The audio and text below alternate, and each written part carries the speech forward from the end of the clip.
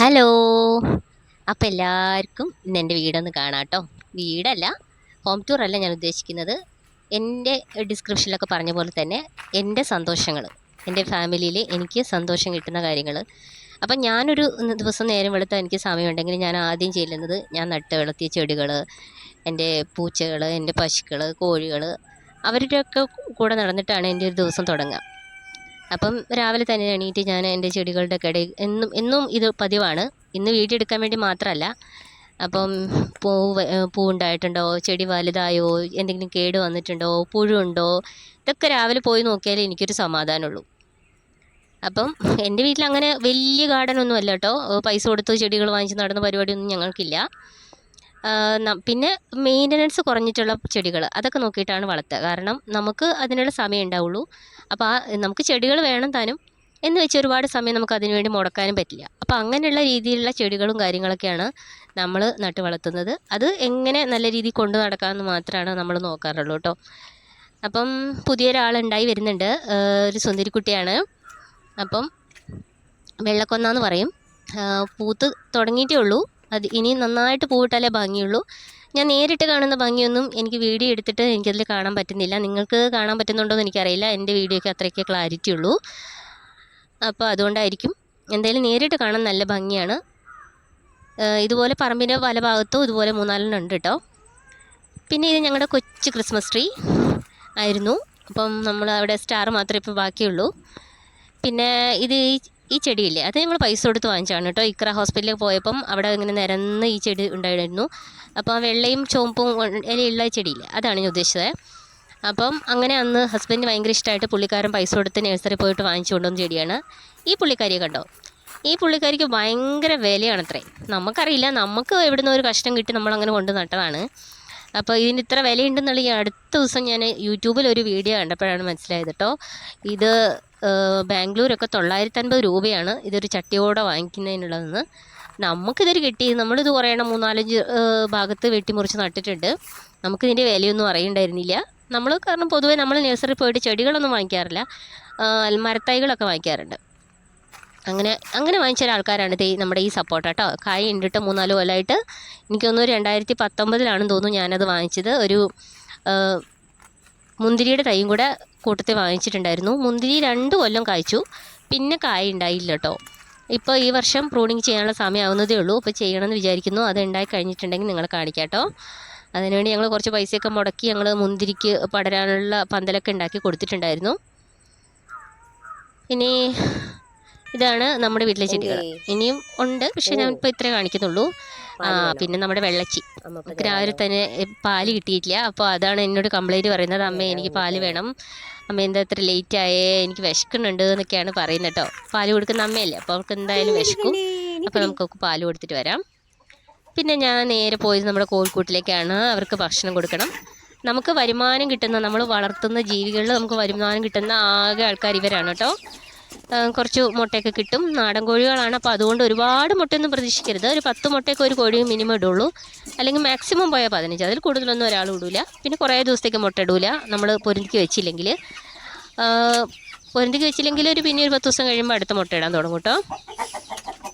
അപ്പോൾ ഈ കൂട്ടിൽ 2 തട്ടായിട്ട് 2 കൂടുകളുണ്ട്. ഒന്ന് കോഴി കുഞ്ഞുങ്ങൾ ഇടാൻ വേണ്ടിയിട്ടാണ്, എന്ന് വെച്ച് തീരെ ചെറുതൊന്നുമല്ല. അവർ ഏകദേശം ഇവരെയൊക്കെ അത്ര എത്തുന്നവരെ നമ്മൾ ഇങ്ങനെ മാറ്റിയാണ് വളർത്തുക. അല്ലെങ്കിൽ ഇവർ അങ്ങോട്ടും ഇങ്ങോട്ടും ഭയങ്കര കൊത്താണ്. അങ്ങനെ കുറേ കുഞ്ഞു കോഴിമക്കളൊക്കെ ഇവരെ കൂടെ ഉണ്ടെങ്കിൽ ഇവർ ചവിട്ടിയിട്ടൊക്കെ കുറേ എണ്ണം കൊന്നു കളയും. അപ്പോൾ ഈ പ്രാവശ്യം എനിക്ക് അങ്ങനെ കുറേ അനുഭവം ഉണ്ടായിരുന്നു. അപ്പോൾ അതുകൊണ്ട് ഞങ്ങൾ കോഴിമക്കളെ മാത്രം വേറെ ഇടും. കുറച്ച് തള്ളേന് ചൂട് കിട്ടുന്ന അത്ര വരെയും തള്ളേനെയും കൂടെ നിർത്തും. അത് കഴിഞ്ഞാൽ പിന്നെ തള്ളേനെ മാറ്റിയിടും, എന്നാലേ മുട്ടയിടുള്ളൂ. കുട്ടികളുടെ കൂട്ടത്തിൽ തന്നെയാണ് തള്ളെങ്കിലും അടുത്ത കാലത്തൊന്നും പിന്നെ മുട്ട ഇടില്ല കേട്ടോ. അപ്പോൾ നമ്മളവരെ മാറ്റിയാലേ നമുക്ക് മുട്ട കിട്ടത്തുള്ളൂ.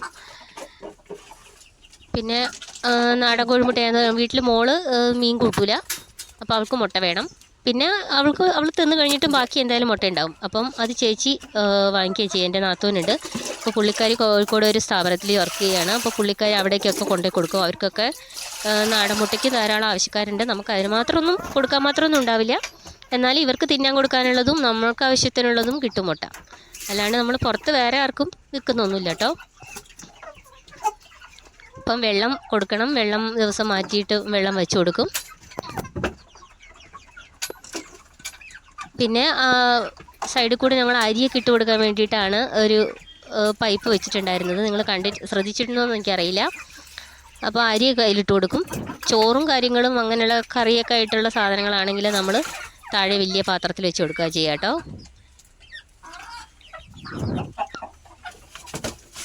പിന്നെ ഈ കോഴിക്കോട് എന്ന് പറഞ്ഞാൽ ഇടയ്ക്ക് ഞങ്ങൾ ഈ കോഴി കഷ്ടമൊക്കെ വാരും, അതിനകത്ത് മരത്തിൻ്റെ പൊടിയൊക്കെ കൊണ്ട് ഇട്ട് കൊടുക്കും.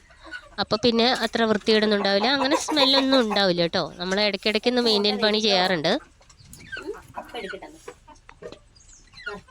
അപ്പോൾ എനിക്ക് കുറച്ച് മുട്ട കിട്ടിയിട്ടുണ്ട്. ഇനിയിപ്പം എത്ര ദിവസത്തേക്ക് ഉണ്ടാവുമെന്ന് അറിയില്ല. പിന്നെ ഞങ്ങൾ ചായയൊക്കെ കുടിച്ച് പിന്നെ ഞങ്ങൾ രാവിലെ തന്നെ പുളി നന്നാക്കാനിരുന്നു. 2 ദിവസമായി കിട്ടിയിട്ട്. അപ്പം പുളിയൊക്കെ നന്നാക്കിയിട്ട് ഉണക്കാമെന്ന് വിചാരിച്ചിട്ട് ഞങ്ങൾ രണ്ടാളും കൂടെ നിൽക്കുകയാണ് കേട്ടോ.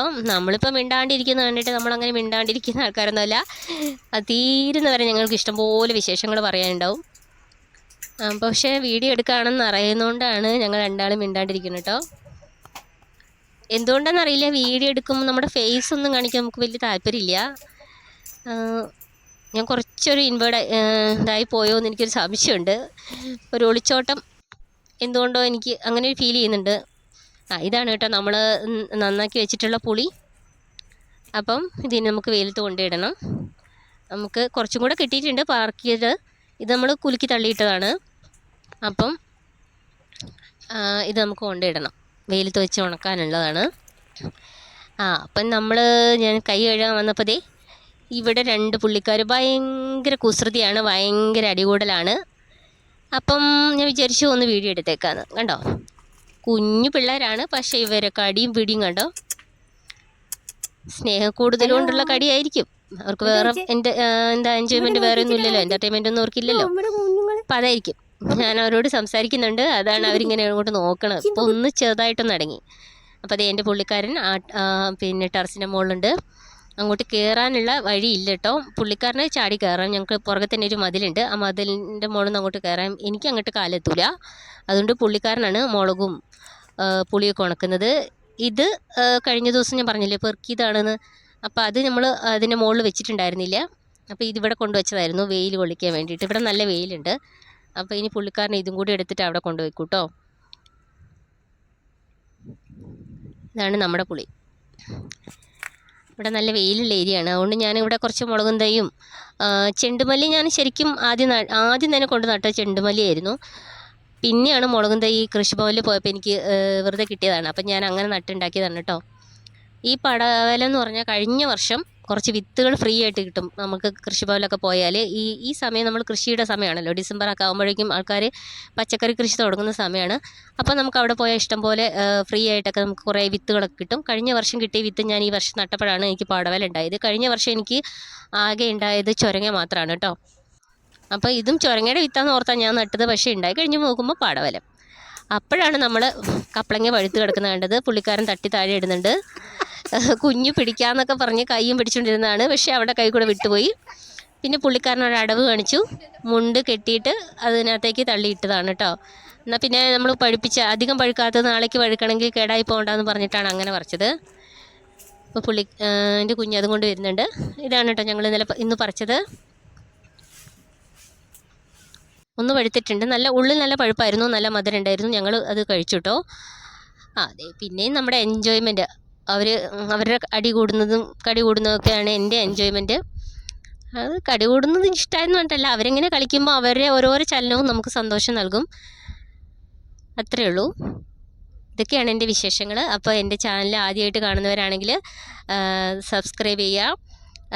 അതിനിയും വീണ്ടും കാണാൻ വേണ്ടിയിട്ട് ബെല്ലൈക്കണും കൂടെ ഒന്ന് എനേബിൾ ചെയ്ത് വെക്കണം. പിന്നെ ഷെയർ ചെയ്യാം, നിങ്ങൾക്ക് ഇഷ്ടപ്പെട്ടാൽ. സബ്സ്ക്രൈബ് ചെയ്യാൻ മറക്കല്ലേ, എന്നെ ഒന്ന് സപ്പോർട്ട് ചെയ്യണം കേട്ടോ. അപ്പോൾ ഇത്രയൊക്കെ എൻ്റെ വിശേഷങ്ങളൊന്നും എനിക്ക് പറയാനുള്ളൂ. അപ്പം നാളെ നമുക്ക് വീണ്ടും കാണാം പുതിയൊരു വീഡിയോ ആയിട്ട്. അപ്പോൾ എല്ലാവർക്കും നല്ലൊരു ദിവസം ആശംസിക്കുന്നു. നന്ദി, നമസ്കാരം.